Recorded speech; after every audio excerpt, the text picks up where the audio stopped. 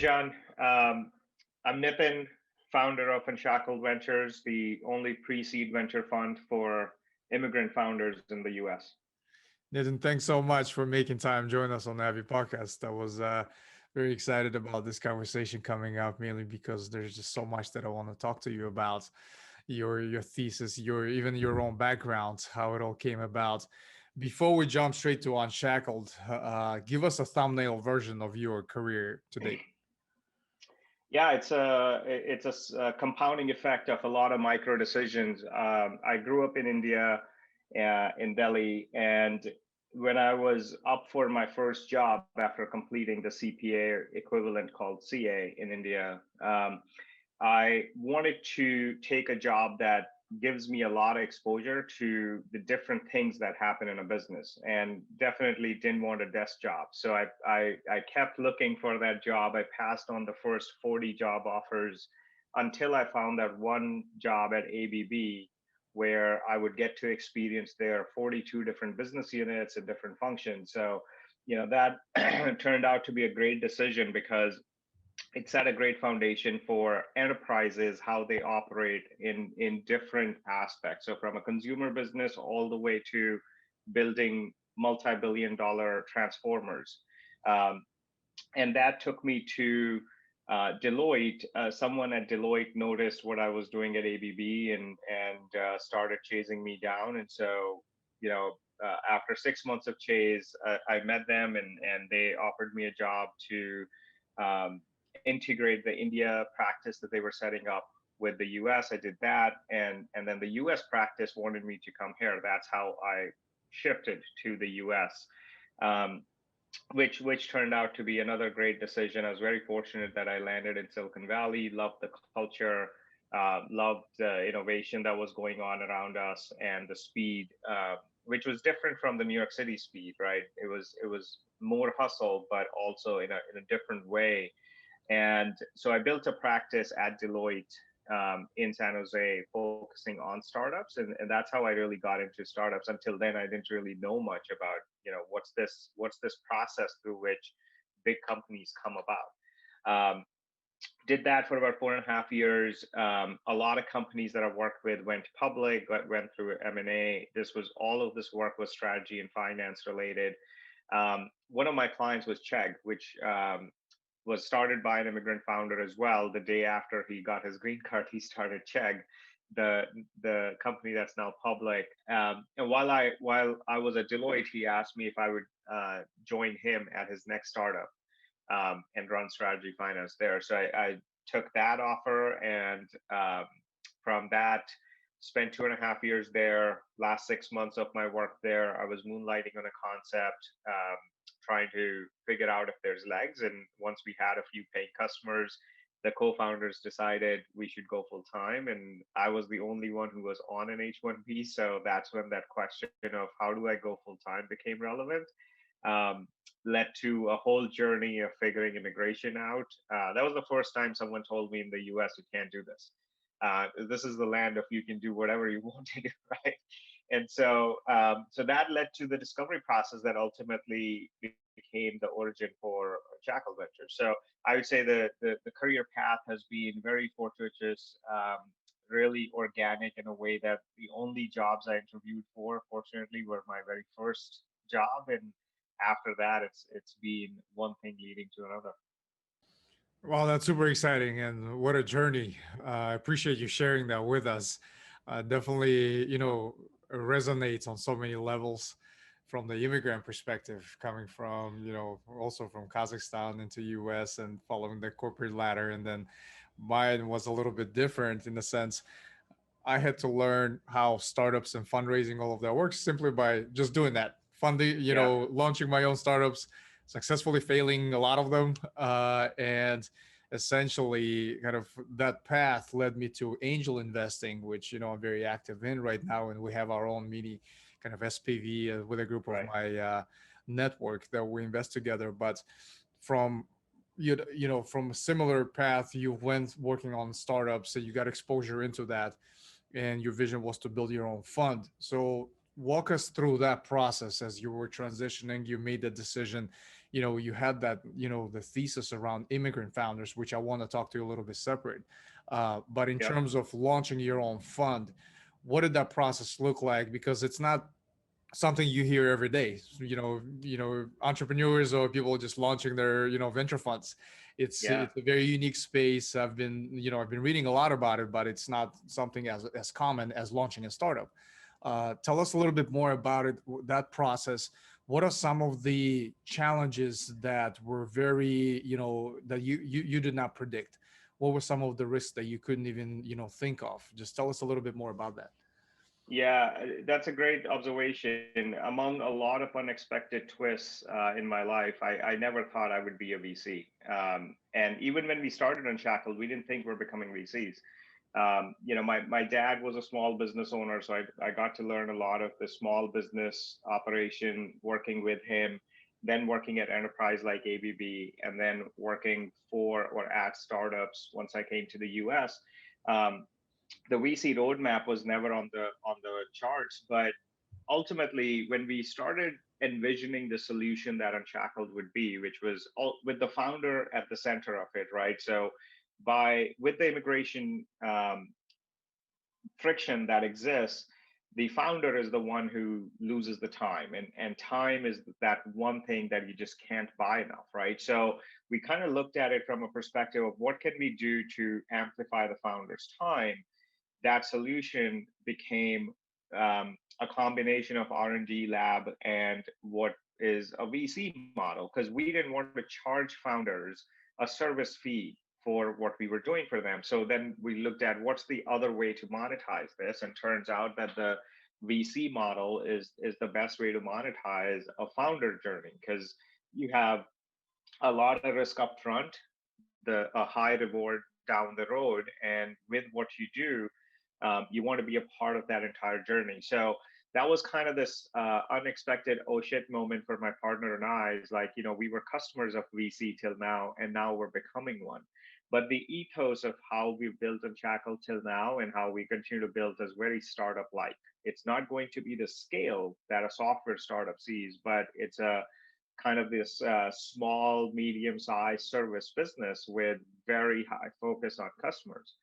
We had to learn the ropes of what is important from a VC standpoint. And so when we decided that the structure of what we do is going to be a fund structure, we then had to figure out how we're going to learn about the nuances of VC, because it's not just about sourcing deals. It's not just about investing, right? A lot of the nuances of how you become a successful VC go into things like, who do you want to invest in out of the big pipeline that you build? Would they take your money if you want to invest in them? And then what do you do post investment? And so all those things we had to learn on the fly. We're very fortunate that as we went on to raise our first fund, we raised it from people who had been angel investing for a long period of time, seed investing for a long period of time, and we got to learn from them. So we took our time in observing them and learning from them. We were very candid in terms of asking questions that we didn't know about. For example, portfolio construction. Well, what is that? How do you go about it? And just being open about what we don't know gave us a lot of wisdom from people around us. That's one of the magical things about being in Silicon Valley, is if you want to learn something, there's a lot of people who can teach you what you want to learn. You have to be open to it. Um, so we went through that very fast and extensive learning curve in our fund one. By the time we got to fund two, we had a much better understanding of what being a VC is like. And one of the toughest things for me to learn was, you are not in control of the situation. As a VC, the only decisions you control are really to invest or not to invest, and then when to exit, if you have that option, right? And so in between that, you can have some influence if you are the kind of investor who likes to be involved. Um, but you don't control micro decisions, which is very different from the company building that we were doing. Like, we control decisions for how we build Unshackled, but not portfolio companies. And the results of if we're good or bad at our jobs are going to show up years later, right? So that gestation cycle, the feedback loop is very slow. Those adjustments took a little bit of time, but I think with the support we've had around us, we've learned fast and learned in a fire hose way. Um, the team that we built around us kind of made it easier as well because our partner Maria um, joined us in 2015, and she's the one who's earned herself into the partnership. Manan and I started the firm, so we were by default the partners, and we had to learn everything on our own. Maria went through this really strong learning curve with a lot of peers, and she's one of the most well respected upcoming VCs. And so, we get to learn from her on how she runs a lot of these processes. So I would say it's been a fantastic journey, and the beauty now when we look at it as a portfolio of with 60 something investments, almost 50 active companies, we get to be part of these many businesses, not just one business that we would be building. And so it's a fantastic ride.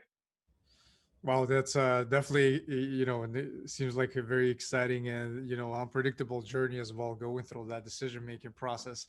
And for our listeners, majority of whom are, technology and executives on the corporate sector. That's, as my background, I focused on that initially, but we also have quite a few entrepreneurs, investors themselves. And I don't know if, everyone's fully familiar with how the venture capital firm is structured. And if I may, let me. I want to take a stab at decomposing that, and you correct me if where I'm wrong.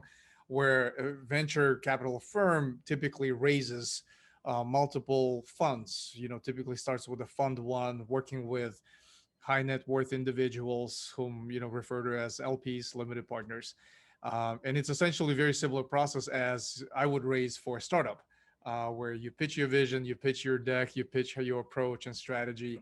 Um, and basically once that fund is raised, then you deploy that capital to invest into startups. But it's a long shelf life, right? It's between 7 and 12 years, so the Right. existence of the startups. So tell us a little bit more that the very first fund that you set out to raise.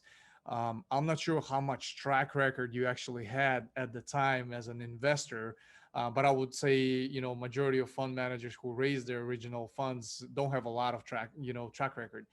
So would you attribute that process or more decision making on LP side, more investment into you as the fund manager?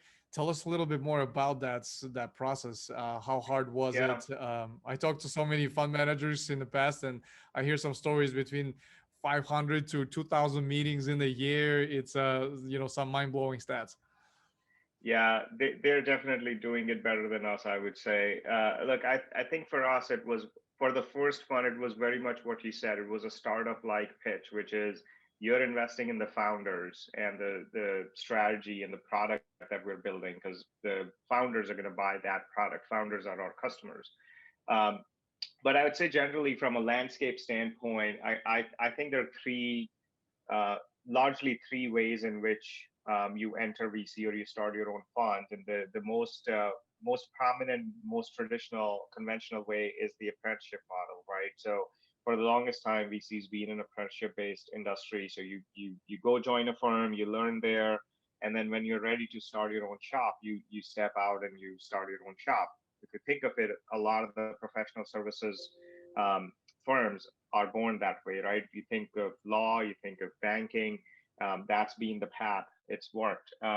That's the most conventional. But about 20 years ago, a shift that started happening was if you were a successful founder, you could take your learnings as a founder and now start investing and use those learnings as a founder to help other founders build their companies. And so you saw this rise of operator turn operator turned VC.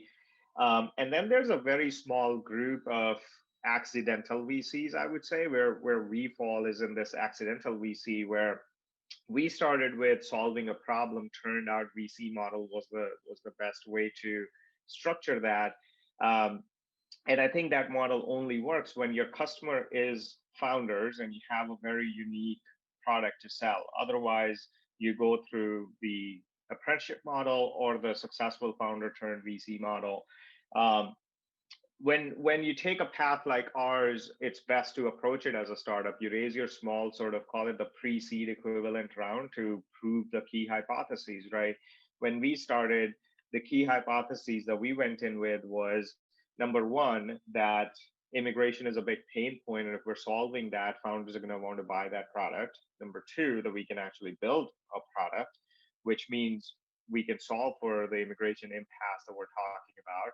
And number three, that if founders want a product and we can build that product, that the economics will be such that it's worth building this product. But, every startup has to answer those questions. And so the focus for fund one was, let's raise from two types of people: one who like to invest in that pre-seed stage, so we had a lot of angels, and two, people who we can learn from.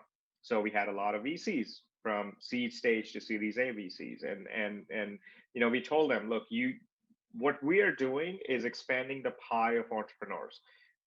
The immigrant founder who's on a visa, for example, who's currently not investable because they haven't quit their job, they can't focus on the startup full time. They're not a part of the startup ecosystem today. They are an employee at a big company. If we bring them into the startup pie, we're now, the pie is bigger for everybody to work with. And so that appealed to investors in our first fund, and that's how we secured that first fund, largely with angels. Started with people we had worked with, which was three of them, and then we just hustled our way to combination of cold emails and then tracking down leads and um, everyone who committed in, going through their connections and asking them for intros pretty shamelessly, and pursuing those intros, is how that first one came together. But it was essential for us to prove those things, and really that's what happened. We proved that really high caliber founders who were born somewhere not in the US, so born outside the US, who had come to the US for education or for work, are on visas. They now want to start their companies. We invest in them. We can secure strong starting ownership for a relatively small investment, which is, pre-seed was a relatively new concept at the time. People weren't calling it pre-seed, but it was that equivalent of the first check, the friends and family round type of investment. And as we proved that, we now had to go into fund two, we had a little more credibility that, yeah, you guys proved these hypotheses. And now I can see investing in immigrants is great business. Immigrants build great companies. And with the product services that you offer, you can secure really good investments and really good founders. So that's how the second fund came about. But I wouldn't say we've crossed the chasm yet, right? So from an LP standpoint, because we're still largely in the individual angels family office realm of LPs. As only now are we becoming relevant to institutional LPs because there's a lot more data points that this strategy works. And so one of the, to your point about difference between building a startup and building a VC fund, is you have to recognize that because each fund is a new unit on its own versus in a startup, each round is a new unit, but you're still part of that one entity. With funds, every new fund is a new set of portfolio companies that you're gonna get into, and so LPs have the opportunity to wait. Um, Now, some of them will miss out because if you're really successful, if you're good at what you do, you're going to continue to raise from those who believed in you early in your life cycle. You're not going to go to new LPs because funds tap out. And as we think about our journey, we want to keep investing at this day zero time, right? When companies are just being formed. So we're not going to raise those mega funds. We think we're going to tap out at just about 100 million or under that in terms of full extent. And so therefore there will come a time when we can't add new LPs, and the memories will be there of who were the ones who supported us and backed us before all the proof point was there versus those who chose to wait. So that's one big difference in terms of fundraising is you kind of have to pick those who believe in you and believe in the strategy versus those who are just looking at metrics. Well, that's great. Definitely seems like, the life of a startup brings back a lot of memories, through the fundraising process. And you've made some references, shameless asking for, recommendations. It goes along with kind of that entrepreneurial pedigree, to be able to kind of just find creative ways to build that framework, to build, to find these unique talents and unique opportunities, Hmm. which brings me to the further point. As you've mentioned that you guys invest day zero into founders, Hmm. obviously immigrant founders, which to me that resonates on so many levels, mainly because being myself an immigrant and having launched startups multiple times, it was always a challenge to find somebody who would believe in you where you don't have a lot of maybe track record to show or an actual product to validate or things like that.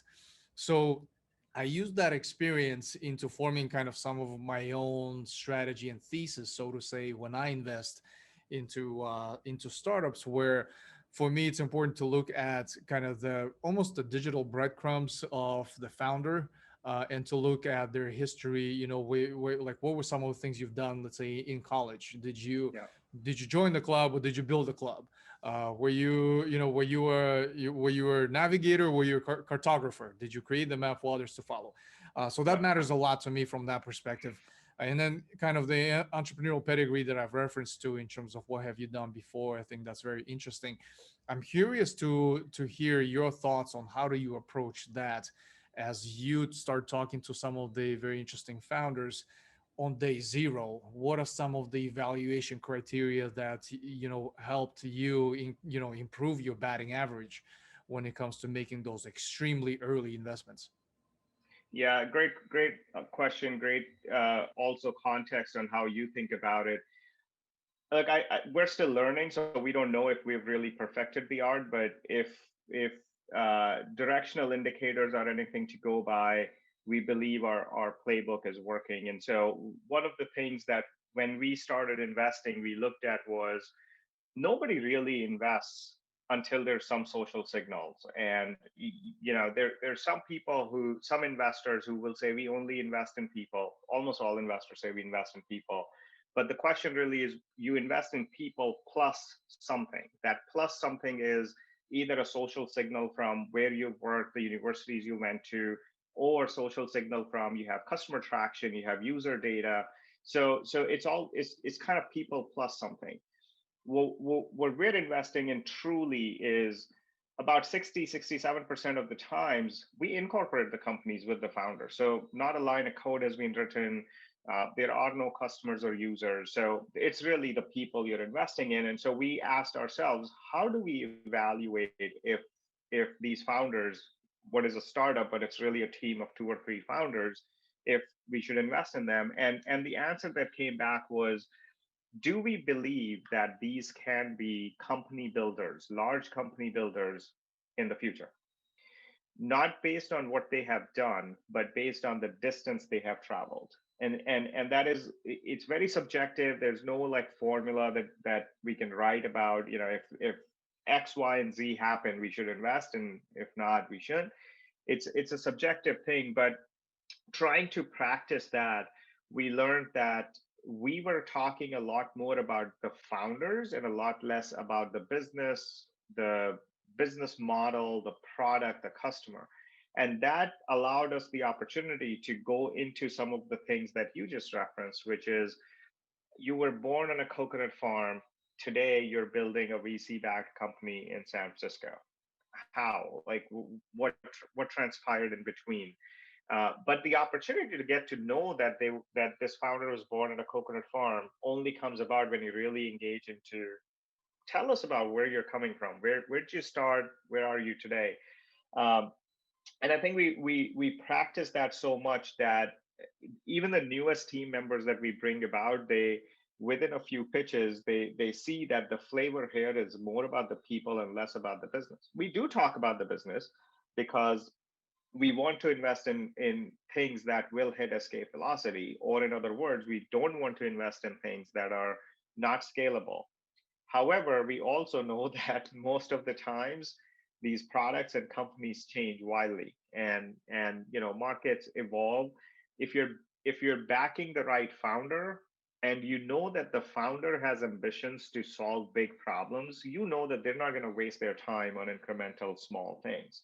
So most of the times we've been right in that if these founders realized that the market they were going after was small, they didn't want to operate in that. They pivoted. They changed quickly. Nobody had to tell them, but they themselves realized this is you can't build a big solution to this, and here's an alternative way to do it. Um, so I think our biggest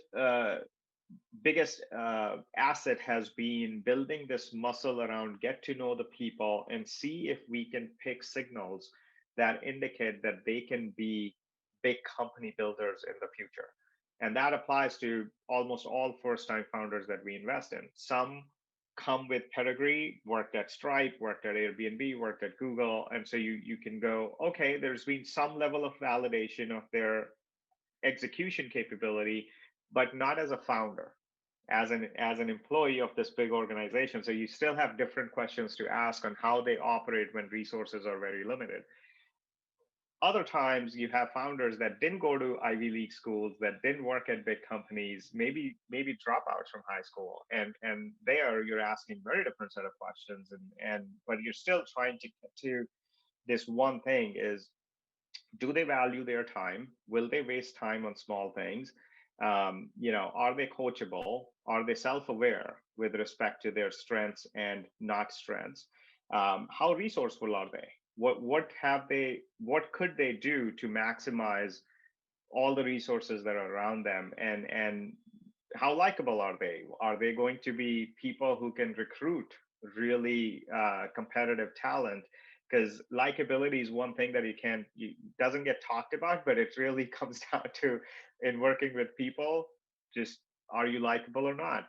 Charisma kind of plays some role in that, but likability also comes in other forms. Like, you may have so much technical gravitas um, that people love spending time with you. So it's that's how a lot of it got shaped, and I would say 80-90% of the evaluation is, can we see these founders as big company builders, and then let's go figure out if the space they are thinking of operating in right now has the capability to become a big company vertical. Very insightful. I'm looking right now at an article in TechCrunch about Unshackled Ventures, and it talks a lot about the founding team, the your co-founder, and it brings me to a point that I also utilize when I evaluate the startups from a founder perspective in terms of that team design. You've mentioned something around the context of being self-aware in terms of your strengths and weaknesses and how you actually design the team. I think it's very important when it comes to evaluating the founders. Do you understand your strengths and weaknesses, and who is your co-founder, who is the team? Tell us a little bit more about your process of designing your team. How did you come about that? What was the story behind how did that actually help in terms of formulating the overall thesis of how you guys decide to invest? Curious to hear a little bit more about that thought process. Yeah, very unique question. I don't get that often. So Manan and I worked together at No, the ed tech startup that I joined after Deloitte. He came in as part of marketing team. By the time I left, he was running the marketing team. We built a really good working relationship, almost a friendship, while we were there. And then after I left and started building my startup, I consulted him often on marketing ideas, just because he is a phenomenal communicator.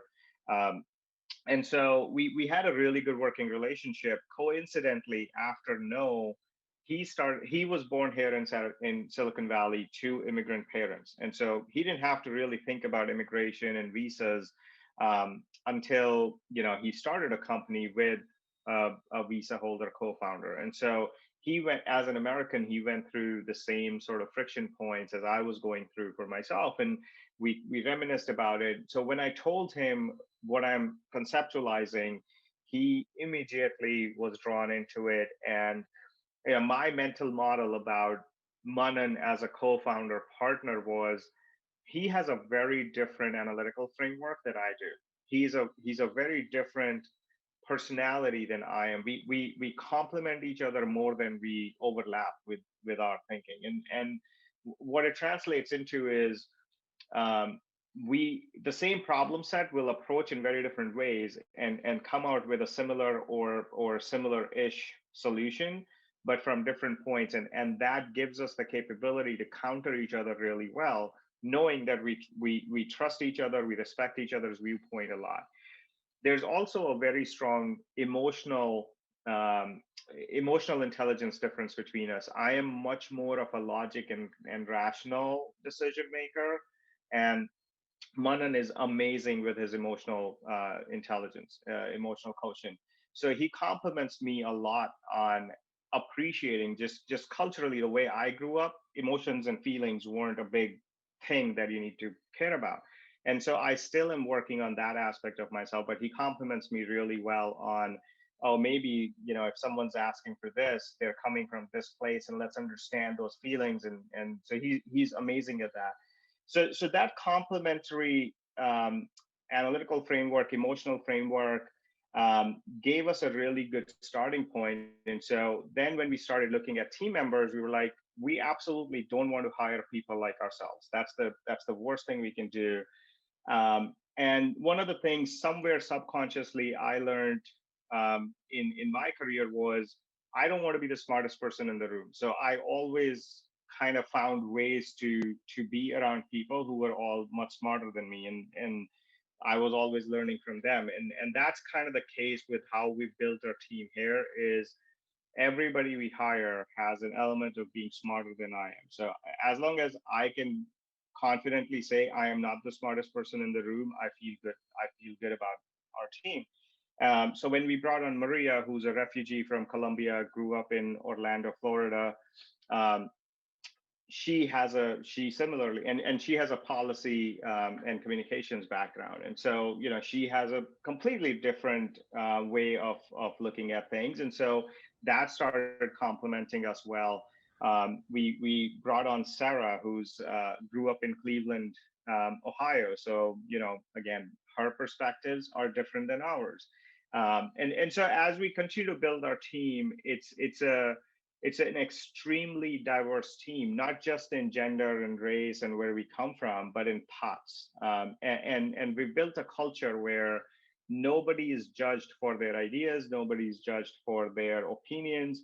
We hold our opinions, but we are also all very open to others countering our opinions with theirs. And if we learn something new, we all feel pretty proud of the fact that we can change our opinions with new information that's brought to light. And so I think this team kind of flourishes in that environment of I can be weird with my team, and it's okay. I don't have to be insecure about I'm going to get judged.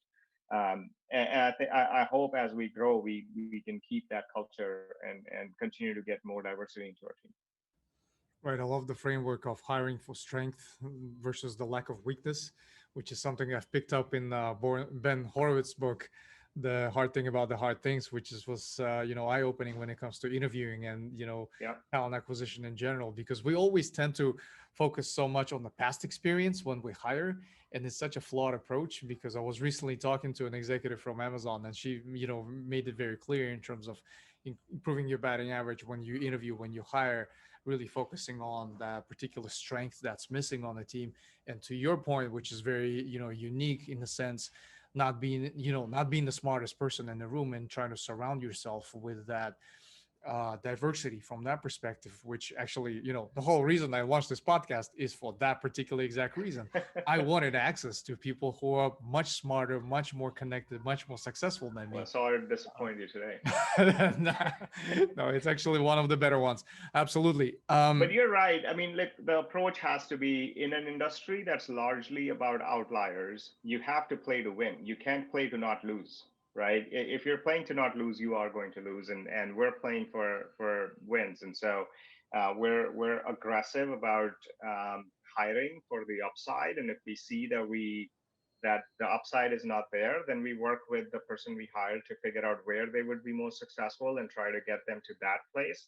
Because not everybody works in not everybody's successful in the kind of culture that we have in our firm, and so we're mindful of that as well. But we're not going to be, Manan and I are both draw a lot of inspiration from sports, and how in professional sports or in competitive sports, the strategies that you adopt replicate really well to winner take all type of industries. And um, being athletes in our younger days ourselves, we're in team sports, not individual sports. We get a lot of value from the strategies that work in team sports, right? Mhm. You can be a star on a weak team, or you can be the weakest person on a star team. You choose which one. But I would rather be the weakest one on a star team and keep winning championships. I love that analogy. That's definitely very unique. Um, the aspect that I love asking every investor and every VC is, what is your go-to? I'm pretty sure you have a series of go-to questions that you love asking the entrepreneurs. But if you were to single out one or two, the ones that really throw that curveball, that your favorite, the reason I asked that is because, and I shamelessly stole that from Kanye Makubela. He's with the Kindred Ventures, and Yeah. one of the questions that he mentioned in terms of his favorite is, what are the risks that I'm completely, underrating when it comes to your particular business or the startup you're building? Which was, I love that framework because it really makes you, puts you in a position to think of something that not so obvious. So share with me some of those that in your kind of arsenal that you pull out when you're not sure. Yeah, I'm much more, I'm a risk manager myself, so I know that I can factor in the risks myself to a great extent. But what I like to learn from the founders is what's the what's the success scenario. And so it's not so much a curveball question, but really trying to look at the world from their perspective and see, if they are successful, what does the world look like? And that gives me the then capability to look at where we are today to how much better is the world if they succeed in accomplishing what they're trying to accomplish. And so um, I think that's one of the more enlightening questions. But I still think the best information does not really come from um, uh, necessarily these go-to questions, but it comes from really listening to what founders are saying, and then asking questions that are kind of relevant to what they are saying. Um, just selfishly, kind of because we focus so much on the people, a lot of those questions happen to be about them and less about the upside from the business, or upside or risks for the business. Really, like for example, how do you prioritize your time? What's the framework to on what do you spend your time on? And that's, it doesn't matter what business you're running. Your time is your time, and what do you spend on? Like, what's important to you? Why are you doing this? There's a lot of different ways to get into that information, but we tend to be more conversational and less sort of, here's my set of questions that I need to get through. Yeah, absolutely. I definitely can relate to that because at the end of the day, you want to be a friend, not a parent, to the founder that you invest in, and having being able to build that connection from the very first conversation. I think that matters so much. So to your point, it's not all about the type of question, but having that chemistry, having that feeling that energy with the founder. I think it's actually one of the more important ingredients. In closure, I have a twofold question from LP perspective and from the emerging fund manager perspective. As an LP, I'm still getting my feet wet. I'm trying to be a lot better LP, and I'm trying to learn that space. For me, it's very new. I've invested myself, but being able to, be that limited partner at the same time, it's a unique space. So you've dealt with hundreds of LPs. What advice would you give for those that are looking to join different funds? What are some of the areas that really stand out to you when it comes to building that successful relationship with LP? Tell me a little bit more about that. I am definitely not the expert at that. I can think of a number of people who would be much better resource for that. Mhm. But I think you can kind of segment this space in a few different ways. So, are you an endowment LP or are you a wealth builder LP, right? So, when you think of it from endowment principle standpoint, the first principle is wealth conservation, and that's why endowment portfolios are going to be constructed in a very different way versus if you're trying to be an LP, or if you're planning to be an LP because you want to build your wealth. And then the questions you have to ask in those situations is, besides the return that you can make on your investment in a fund, what else are you seeking? Are you seeking direct investment opportunities in the companies that are coming through this investment in a fund? Are you seeking knowledge by talking to the founders that are coming through this fund? Um, we have a number of LPs who are not necessarily LPs in the traditional sense of the word. They are LPs by virtue of being an investor in our fund, and their motivations are their motivations largely fall in one of three categories. Above the three is obviously they believe that we're going to make a ton of money and their investments going to be one of the better investments. But in addition to that, they are seeking one, they have angel investment plans and they're like, I just don't have the time to go through thousands of companies. You guys are seeing 2,000 companies a year. You do the curation. The companies that you invest in, I'll look at those and I'll pick the ones that I'm most aligned with to then invest after you. So it's kind of their own pipeline building mechanism without doing all the work to go build a pipeline, take thousands of meetings with founders, and then invest. Number two is they are executives at whatever corporation, and where they are in that position, they want to be aware of what's coming next, right? Um, so it's a knowledge objective, and they may also invest in some companies, they may advise some companies, but the primary thing they're looking for is what's coming next. I want to be aware of that, and because you guys operate at a stage where you're seeing things before they really become trends, i i I want to be close to you guys. And then there's the third bucket, which is um, I just want to meet great people, and the founders you're investing in are amazing people. So by being an LP in this fund, I get to see all these stories, I get to meet these folks, and where I can help, I will help. So it's kind of a combination of great returns with something else that really motivates them. For some, it's just the impact that you're equalizing opportunities for immigrants in this country, and you're giving them not just the capital, but also equalizing them from an immigration status standpoint, equalizing the access they have to customers, investors, talent. So there's a little bit of that impact built into that.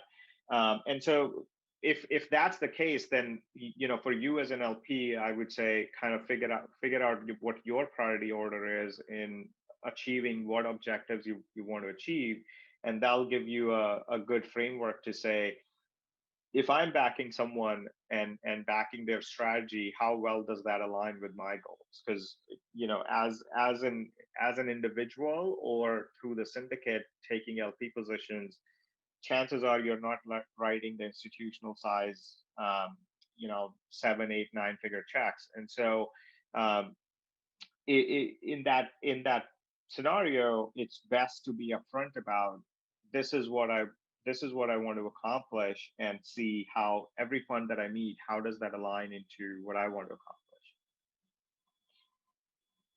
No, I love that framework in the sense that there's just so many variables that go into that decision making process, which is it's interesting. It's a whole it's an art and a science. It is. There's no black and white. There's a lot in between, and I think I love that journey, just being able to learn from that perspective.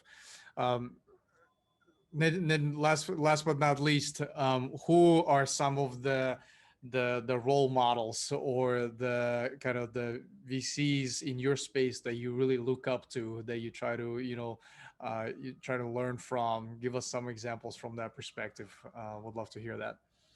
Yeah, been very fortunate to, at No have worked with Andreessen Horowitz. So, Mark and Scott Cooper were very involved in our journey at No, and I've had the luxury or privilege of having that relationship with them. Um, so learn a lot from their perspectives. Kitu Kaluri is another VC that I respect a lot. He is not into hype. He is, very sort of to the business kind of guy, but has built one of the best portfolios in the valley and has really unique perspectives on journeys which are kind of different from the shiny object approach and raise all you can type of approach that we're seeing in today's market, which is only going in one direction as of now. Um, and besides that, just within, for example, within our portfolio, some co-investors. I think people like Maha Ibrahim, for example, is pretty phenomenal, and get to hear from our portfolio founders and how great they've been in helping them. Josh Koppelman has been a source of inspiration, and source of wisdom. There's a lot of, the advantage of being in the age we're today is we get to learn from people without them even knowing that we're learning from them, and so some of that is incredible, just a function of the times we're in. um, but some of the folks I mentioned have been directly impactful in shaping my thought process.